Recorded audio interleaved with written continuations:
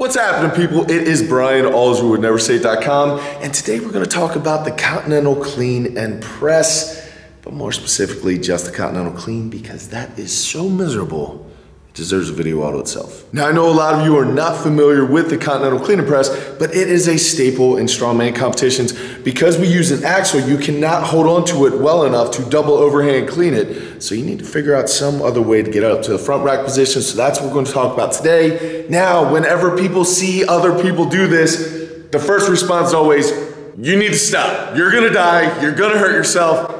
As much as that very well may be true, but realize that the Continental Clean and Press has been around since the very first person picked something heavy up and tried to put it over their head. You see, barbells were not always the beautiful piece of engineering that we know and love today, with the spinning collars and the nice knurling and the whip to it. Everything about the modern barbell is designed to help you lift more weight, which is absolutely amazing, and I love it. However, back in the old-timey strongman days, where people traveled with like carnivals and circuses and lifted heavy things, you guys have all seen those old pictures with the dude with like the leopard print leotard, and basically it's a fixed bar with just two essentially cannonballs welded to the ends, so it did not rotate. You could not flick it the way that you can a modern day barbell. So in order for them to impress the bearded lady and put that barbell over top their head, they needed to figure out some way to get it up their shoulders, because if the bar does not rotate in your hand,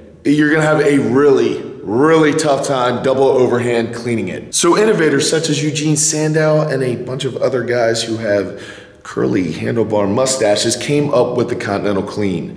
So basically all that you're going to do is use a mixed grip to pull the bar up as high as you possibly can. You rest it on your belly, flip your hand over, do like a little mini power clean, and then you press it above your head. Now, back when lifting like this was the norm, if you took the barbell from the ground all the way up to the front rack position in one motion without touching your body, they said that you got the lift clean, hence the name. That is where the exercise clean got its start. Before that, it was all Continental. Why strongman decided to go back to that, because it is 1,000 times more dicey on your biceps. Why they decided to go back at it, I have absolutely no idea, but I do not write the rules for strongman. I just do what I am told, and they say that we're gonna use an axle that does not rotate, so I'm gonna learn the Continental. But if you have aspirations to compete in strongman, then you're going to have to know how to do this. If you have zero aspirations for doing strongman, I would probably tell you not to do this, because it is a lot more dangerous and dicey than a regular power clean. However, if you're going to use an axle, it's kind of a must. So I figured I'd make a video just trying to show you guys the best way that I know how. Now, there are 10,000 different ways to do the actual Continental Clean. I'm just showing you which way works best for me. I'll show you guys a couple other options, but you have to play with this, figure out what works best for you. But again, if you are not getting ready for this in a competition, or you are not a competitive strongman, I would tell you probably stay away from this altogether, because the juice is not worth the squeeze. All right, so very first thing, the axle is a lot thicker than a traditional barbell. I can wrap my hand completely around a barbell. I cannot get it around an axle. So if you go for a double overhand power clean of an axle, you may be able to get away with that at lighter weights, maybe up to like 200, maybe even 300 pounds. The most that I've ever done is 295 pounds, both double overhand. But then after that, as you go to drive up, that axle literally just slips right out of your fingers. You can't hold on to it. So a lot of people need to use a mixed grip for this. So whichever hand you choose to supinate, that means flip over, is totally up to you, but you wanna set this up exactly like you would a deadlift. There is absolutely no difference between the beginning of an actual Continental Clean and your deadlift setup. If you need help with your deadlift setup, click the link above. I have a 3-part deadlift series that should deadlift series that should help you out. Now, this very first stage is definitely the most dangerous out of any of it, because a lot of people will try to bend their arms from the beginning of the lift to jerk that bar up as high as they possibly can onto their body, which would be a mistake, because if you value your biceps at all, you will keep your arms straight.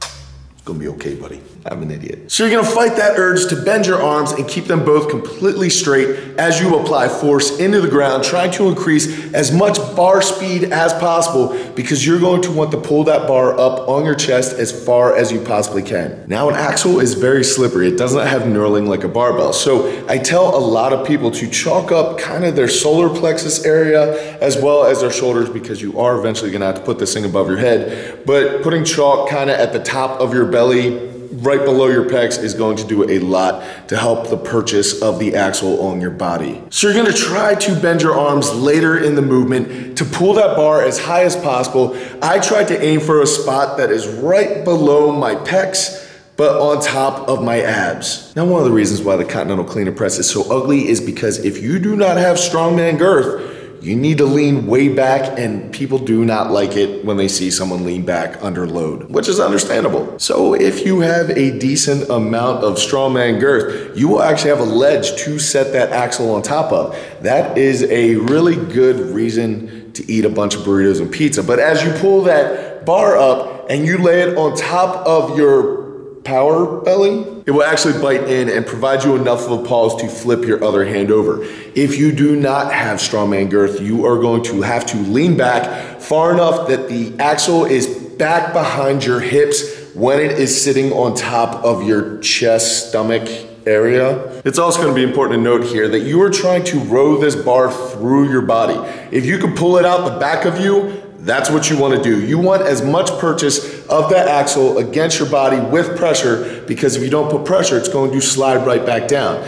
Now, I would encourage you to use a belt because the belt is going to make the press easier. However, most competitions will not allow you to rest the axle on top of your belt to clean it up. And if you try to, there will be the worst pinch of your entire life when your skin gets caught between a 300-pound axle and a non-moving weight belt. That always leaves a mark. But rolling that bar through your body will keep it from slipping down. You're gonna get a little bit of slippage. It's just gonna happen. The bar, it's a complex movement. It's not gonna stay exactly where you put it. But the higher that you pull it, the less real estate you're gonna lose as that thing slips. From there, the pressure is going to be absolutely insane and it is going to feel terrible. But you're just gonna kind of have to deal with it. Now you're gonna have to flip your hand over to get into a more traditional double overhand position. From there, you dip your legs a little bit again to kind of do a mini power clean. Just flick that barbell up to front rack position, and then from there you go into the press. Now, I am not gonna cover the press in here because I have entire videos that I'm going to link above that deal with an overhead press and all your cues and everything there. Now, this entire movement takes up a ton of energy, but if you are fortunate enough to find yourself sitting there with the axle in front rack position, you're gonna have to kind of make a little wish, say a little prayer, and do a whole lot of hoping that you did not do all that work for nothing and miss that press. So when you decide to go into the press, make sure that you're doing it correctly. Click that link above.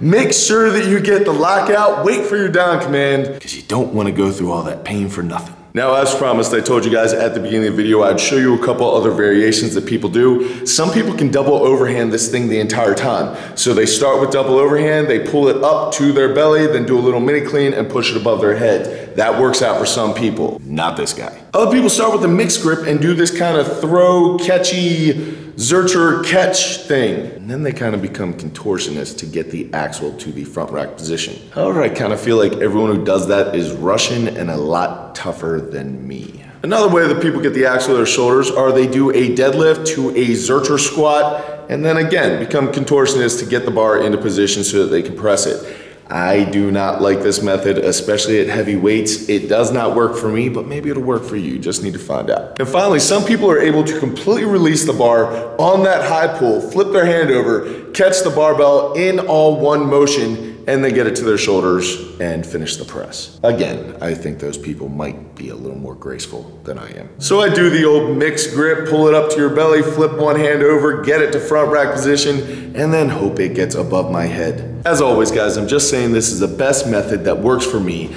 I think you guys should try different ones and see what works out best for you, and always do what you think is best. Do not take everything that I say for absolute fact. Go out, test it, see what works, see what doesn't work, keep what does and discard what does not. That is how we are all gonna improve and we're all gonna move the sport forward. Now, like I said at the beginning of this video, if you have no plans of ever competing in Strongman, I don't know that this is the best movement for you to be going at. However, if you do have plans on it, this is a necessary evil. Is it stupid? Yeah. Is it dangerous? Yes. But is it going to disappear from Strongman competitions? Probably not. So you might as well learn how to do it. Guys, I really do appreciate you watching and I hope this helps some of you out.